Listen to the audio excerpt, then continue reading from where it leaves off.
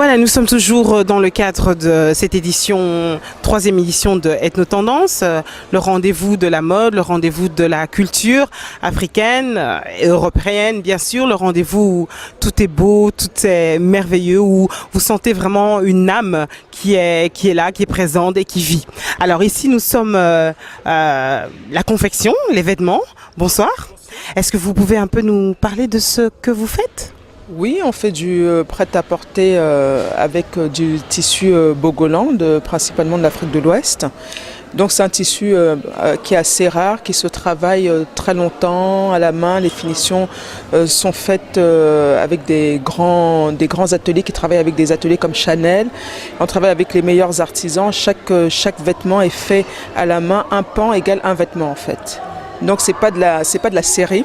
Contrairement à des tissus un peu plus communs comme le wax, il faut prendre le temps de le travailler pour qu'il y ait un bon rendu. Il faut travailler le tissu pendant une semaine en fait, donc reprendre les dessins plusieurs fois. Donc c'est un travail assez minutieux et méticuleux qu'on veut présenter. Et on met ça en avant, ce tissu noble, on le met en avant par des vêtements avec des coupes épurées pour que ça aille à tout le monde.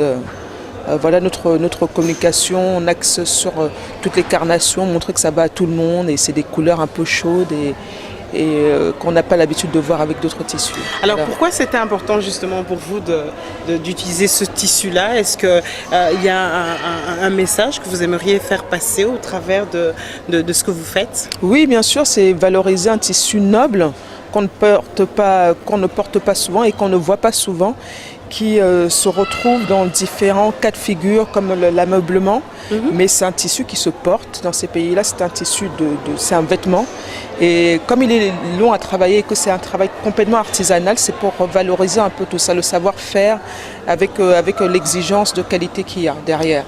Alors, la commercialisation, elle se passe comment? Comment on fait pour justement faire connaître quelque chose de rare qui vient de loin? Comment on travaille cette commercialisation? Comme beaucoup aujourd'hui, on passe par les réseaux sociaux. On est basé à Paris, où la plupart des créateurs comme nous avons des boutiques éphémères où on expose de temps en temps. Donc on tourne un peu dans différents quartiers pour, au lieu d'avoir un endroit fixe dans un premier temps, d'essayer d'aller un peu dans tous les quartiers différents. Comme ça, après, il y aura un endroit fixe, mais essayer de bouger un peu. On part de Paris, on est venu à Bruxelles, donc faire voir ça au plus grand nombre. Et on passe encore une fois par les réseaux sociaux. D'accord. On a des tissus épais. Moi, je suis du Cameroun et je sais que la fois où j'ai été dans mon village, il faisait 4 degrés. Et j'ai quitté Paris, je pensais retrouver le soleil. Je me suis dit oui. Et j'étais au village, il faisait 4 degrés. Donc les gens ont tendance à oublier que oui, on est dans des pays chauds, principalement chauds, mais on a des périodes de froid. Et donc les tissus qu'on utilise en général ne sont pas trop mis en valeur en Afrique, parce qu'il y a plus de saisons chaudes que froides, enfin il y a plus de températures chaudes que froides. Et après dans les coins un peu reclus, ouais, il y a des tissus qui se tissent, donc c'est des cotons de différentes épaisseurs qui se tissent et qui tiennent chaud. Alors donc, là on peut véritablement parler de haute couture, parce que vous me dites c'est vraiment, c'est fait à la main donc. C'est fait à la main, oui. En combien de temps? Ça part entre 5 et 10 jours, ça dépend des saisons, ça dépend du temps, parce qu'il faut respecter la nature, donc c'est, voilà. On le retravaille plusieurs fois, on retravaille les dessins, on le relave, on le retravaille le dessin pour que ça devienne indélébile et que ça ne bouge pas et que c'est une très bonne qualité, une finition. Ouais. Ouais. On a la chance de travailler avec des bons ateliers à Paris pour ne pas les louper. Donc les créateurs ont travaillé pour des grandes maisons comme Chanel, donc on veut des finitions parfaites pour le mettre en valeur le mieux possible. Alors, une question. J'ai une taille, je suis ronde. Oui. On a souvent un problème, surtout dans la haute couture, c'est trouver notre taille. Est-ce que vous avez toutes les tailles? On n'a pas toutes les tailles, on ne le fait pas parce que la mode pour ronde est une mode aussi à part. Les formes, à partir dans le vêtement, on grade de la même façon. Au-delà du 46, la gradation se fait autrement. Les formes, il faut les repenser autrement. Donc, quelqu'un qui travaille pour les grandes tailles, il faut qu'il ait cette base de grande taille. Moi, j'ai une base de standard, d'accord? Donc, je vais faire un vêtement, je pars du 36 au 44, qui est le maximum pour le standard. Après, c'est une autre technique pour les grandes tailles, parce qu'il faut penser aux rondeurs, alors que dans les lignes majeures, on pense plus ligne droite. Voilà, donc c'est ça la différence en fait. Je viens d'apprendre quelque chose, je me sens mieux.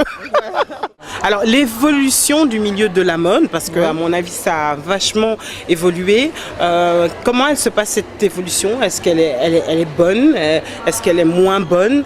Est-ce que c'est difficile, moins difficile selon vous? Je pense que c'est difficile quand on aime l'exigence et ce qui est bien, c'est que ça évolue, plus ça va, plus il y a des créateurs avec des tissus variés, c'est ça la nouvelle tendance, c'est ce qu'on propose comme les très grands créateurs d'ailleurs. Pour ne pas les citer, Burberry qui fait un impair avec du wax par exemple. Donc c'est bien qu'on récupère un peu de notre héritage pour montrer ça et le valoriser au même niveau, donc avec la qualité. C'est ce qu'il faut. Oui, c'est dur, mais c'est bien. Et selon vous, est-ce que justement l'art africain est suffisamment bien représenté? Si vous deviez passer un message justement aux créateurs européens, aux grands créateurs, quel serait ce message que vous pourriez donner pour que l'art africain soit peut-être mieux représenté? Il est assez bien représenté parce qu'il y a de plus en plus de grands créateurs, qu'ils soient blancs ou noirs ou peu importe, qui représentent, qui prennent ce tissu, qui le revalorisent. Et donc je trouve qu'il est très bien représenté. La mode est auto-imprimée depuis une dizaine, quinzaine d'années, à l'ethnique depuis une dizaine, quinzaine d'années. On attribue, on le dit ethno-chic aujourd'hui. Et c'est ce qu'on valorise et c'est bien. Oui, je trouve qu'il est très bien représenté et on est là pour le mettre en valeur très longtemps. Merci beaucoup en tout cas. Merci à vous.